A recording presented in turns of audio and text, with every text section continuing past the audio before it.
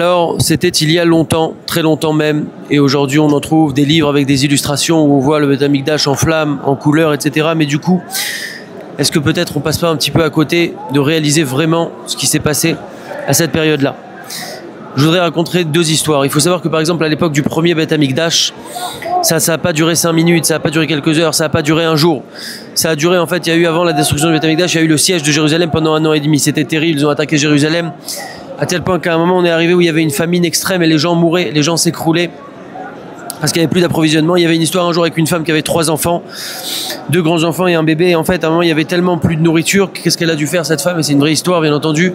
Elle a pris son petit bébé et elle l'a mis dans une marmite, elle l'a cuisiné pour pouvoir avoir à manger et donner à manger à ses 2 grands enfants.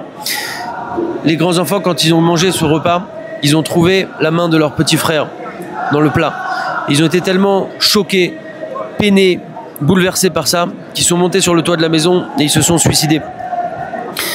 Ça, c'est une des histoires, d'ailleurs c'est rapporté dans la Megillah de Echa qu'on a lu tout à l'heure. Yedé Nashim Rachmaniot Bashlou Yaldehen, la main des femmes miséricordieuses ont cuisiné leur bébé. Des histoires comme ça, il y en a des milliers, des milliers, des milliers, et c'est sur ça qu'on est en deuil en fait aujourd'hui. Une deuxième histoire, tout le monde connaît le philosophe Platon. Un jour, Platon, après la destruction du premier Beth Amikdash, il est passé devant les ruines de Yerushalayim. Il y avait là-bas le prophète Irmia qui était assis par terre en train de pleurer. Platon lui dit, je comprends pas que quelqu'un d'aussi intelligent que toi, aussi sage que toi, puisse pleurer sur des bois et des pierres. Et en plus, comment tu peux pleurer sur quelque chose de passé? Pourquoi tu vas pas de l'avant? Alors Irmia lui a répondu comme ça, il lui a dit, dis-moi Platon, est-ce que tu as des questions en philosophie ou dans ta vie auxquelles tu n'as pas encore pu répondre? Il lui a dit, oui bien sûr, j'en ai plein. Et il a commencé à lui dire ces questions qu'il avait, qu'il n'a jamais pu répondre. Et là Irmia du tac au tac, il lui répond, ça c'est comme ça, ça c'est comme ça, ça c'est comme ça. Et Platon est choqué, il lui dit, mais où as-tu puisé cette rochma et cette intelligence? Il lui dit, eh bien cette rochma, je l'ai puisée de ces pierres et de ces bois que tu vois là, parce que ce ne sont pas des pierres et des bois, mais c'était notre Beth Amikdash. C'est ça qui nous permettait d'avoir un lien extrêmement fort avec Hachem, tout était dévoilé, tout était clair. C'est sur ça que je pleure aujourd'hui. Concernant ta deuxième question, comment pleurer sur quelque chose de passé?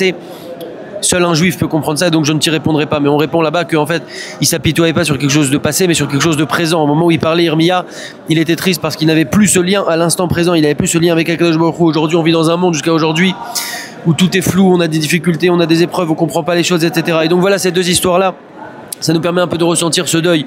Ce deuil, un, sur tous ces morts qu'il y a eu, tous ces massacres qu'il y a eu, le sang coulé à flot.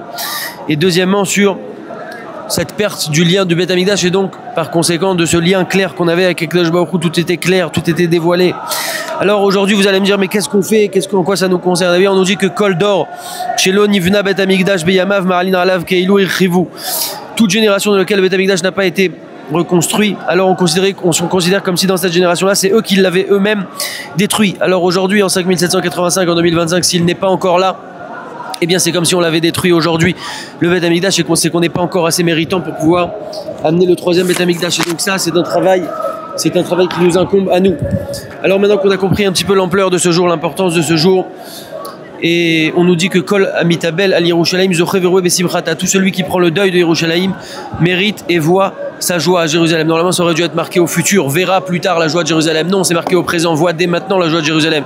Car quand on a compris le manque la chose qui nous manque, ce lien très fort avec Akadosh Baruch Hu qui nous manque dès aujourd'hui, eh bien le simple fait déjà de demander ça, d'être demandeur de cette proximité avec Akadosh Baruch Hu, c'est déjà en fait être déjà dans cette dimension-là dès maintenant et pas seulement dans le futur, mais dès maintenant, dès aujourd'hui.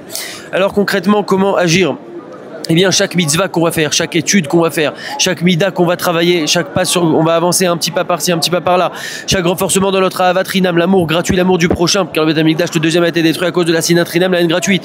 À chaque fois qu'on va arrêter de juger les autres, arrêter de faire du lachon hara, etc. Tout ça, eh bien, ça amène en fait toutes ces actions-là, ces mitzvot, ces études, ça amène un petit peu plus le Mashiach, et c'est ça qui est extraordinaire. Rabbi Avraham de Tchornov, il avait l'habitude chaque année d'acheter un nouveau livre de Kinot, de lamentation pour Tisha B'Av. Pourquoi? Eh bien, parce que, écoutez bien, chaque année à la fin de Tisha B'Av, il mettait à la Gnisa plutôt son livre de Kinot parce qu'il était sûr, il était persuadé qu'il n'en aurait pas besoin l'année prochaine. Alors que vraiment cette année ce soit le dernier de Tisha B'Av, qu'on puisse ne plus avoir besoin de ce livre de Kinot.